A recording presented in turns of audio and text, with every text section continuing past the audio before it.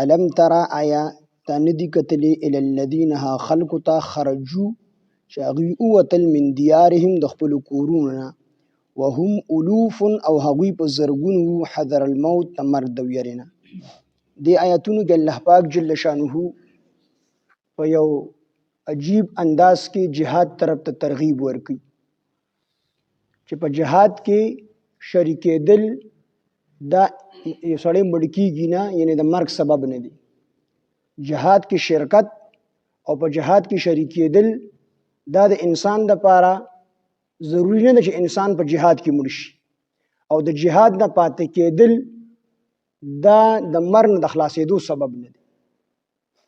قوم عمالقه بني اسرائیل چې دی باندې الله پاک جل شانه ډېر لوی نعمتونه کړي او ډېر لوی انعامات یې کړي، او د ټولو نه لوی نعمت دا و چې د حضرت یعقوب علیه السلام نه راواخلي تر حضرت عیسی علیه السلام پورې څومره پیغمبران الله را لیږلي دي، نو ټولې په بني اسرائیلو کې را لیږلي دي.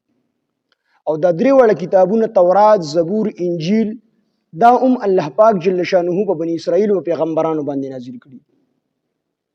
نو دی باندې الله پاک ډېر انعامات کړي. نو دی ته الله پاک جل شانه یو پیغمبر راولېږو حضرت حزقیل علیه السلام، او د خپل قوم بني اسرائیل ته ووی چې د قوم عمالقه سره جهاد دی. د قوم عمالقه چې دا ډېر مضبوط قوم و، قدونه هم چې کوم دی اوږده او پهلوانان مضبوط وو. نو د خپل قوم د دې دپاره تیار کړو چې تاسو به د قوم عمالقه سره جهاد وکړئ. هغې عذر پیش کړو چې دا خو ډېر مضبوط قوم دی او مونږ خو څومره کسان چې یو مونږ ټول د دې مقابله نشو کولی، ځکه دا ډېر مضبوط دي، نو مونږ به ټول مړه کړي. نو د دې یېرې نه دي ځنګل طرف ته وتښتېدل. نو چې کله ځنګل طرف ته وتښتېدلو نو هلته پې الله پاک جل شانه مرګ راوستو، ټول یې مړه کړل. نو چې کله مړه شو نو بیا حضرت حزقیل علیه السلام الله پاک ته دعا وکړله او د دې په حق کې چې الله پاک دا قوم زما دوباره ژوندی کړي. نو الله پاک جل شانه دوباره هغه قوم چې کوم دی ژوندی کړو. نو دې کې دې طرف ته اشاره ده چې دا مرګ یوازې په جهاد کې نه دی، د مرګ دپاره الله پاک جل شانه ټیم مقرر کړی دی، وخت مقرر کړی دی، سبب ولا مقرر کړی دی چې کومه ګوله د کم کس لپاره جوړه شوې ده او په دغې کس سړیږي او بل چا نه سړي. موږ متل کوو چې کومه شپه په ګور وي نو هغه په کور باندې نه راځي.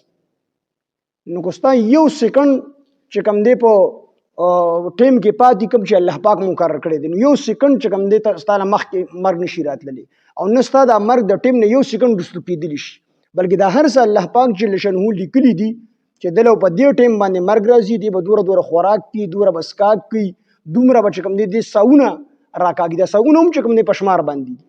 بعضې وخت کې انسان د خوراک څښاک نه پیوځي، ناجوړي خلک وایي څه چل دی ولې بیمار دی، او د بیمارۍ دې حد ته رسېدلی چې خوراک څښاک یې پرېښی دی، خو بیا هم هغه سا پکې ځي راځي. نو د خوراک او څښاک ختم شوي وي خو دغه ساونه لا پاتې، نو چې دغه ساونه یې تر کومې نه ختم شېدلی الله پاک مرګ نه راوړي. نو دې کې جهاد طرف ته ترغیب دی چې الم تره آیا ته نه دي کتلې الی الذین ها خلکو ته خرجو چې هغوی ووتل من دیارهم د خپلو کورونو نه وهم الوف او هغوی په زرګونو وو حذر الموت د مرګ د یېرې نه. الوف دا د الف جمع ده، او الف دا هزار ته ویلی شي، زرو ته ویلی شي، نو په زرګونو وو. نو مفسرینو یې مختلف تعداد لیکلی دی. بعضو لیکلی دي چې د دې تعداد دا 4,000 وو، بعضې وي 8,000 وو، بعضې وي 10,000 وو، او بعضې مفسرینو لیکلی دي 20,000 وو، بعضو 40,000 لیکلی دي، او اخري تعداد پکې 70,000 لیکلی دي چې دا 70,000 کسانو او دی وتښتېدل ځنګل ته. نو هلته پې الله پاک جل شانه مرګ راوستو او بیا حضرت حزقیل علیه السلام دعا وکړله، نو الله پاک دی دوباره ژوندي کړل. نو الله پاک دې کې خلکو ته خبرداری ورکړي او ترغیب ورکړي چې جهاد کې تلل دا مرګ نه دی، او د جهاد نه پاتې کېدل دا د مرګ نه بچ کېدل نشي. یعنې په جهاد کې تاسو لاړ شئ، ضروري نه تاسو به خامخا شهیدان کېږئ، تاسو ضروري تاسو به خامخا شهیدان کېږئ، تاسو به خامخا مړه کېږئ. او چې کوم د جهاد نه پاتې شي دوی د مرګ نه چې کوم دی بچ کېدلی نشي.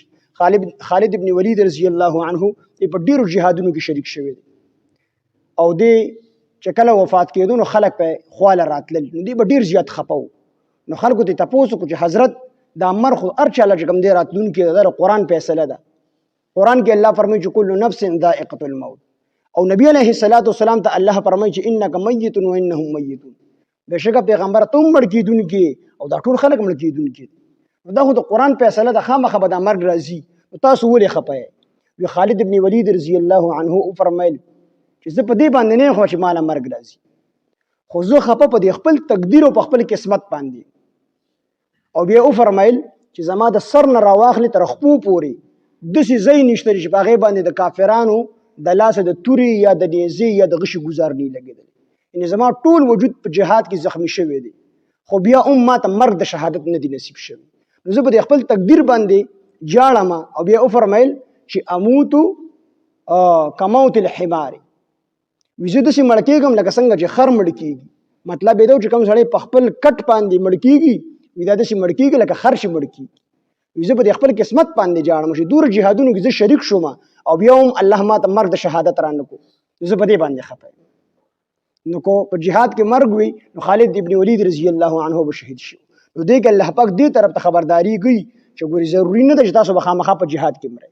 نو جهاد د دې وجې نه مه پرېږده چې موږ له پکې مرګ راشي، چې تاسو له الله کم ټیم مقرر کړي، کم وخت یې ته مقرر کړي او کم ځای نه مقرر کړي، اکه ځای کې به الله تاسو له مرګ راولي. او دا الله پاک اټل فیصله کړې ده، دې کې کسی نشته دی. یو سیکنډ ستا مرګ دا نه مخکې کېدلی شي د خپل ټیم نه کم چې الله لیکلی دی، او نه یو سیکنډ دا وروستو کېدلی شي. په خپل ټیم به الله تا ته مرګ راولي. او چې د کوم څیز نه او کوم سبب نه تا ته مرګ راتلل الله پاک لیکلي وي، نو د اکه سبب نه به تا مرګ راځي. نو دې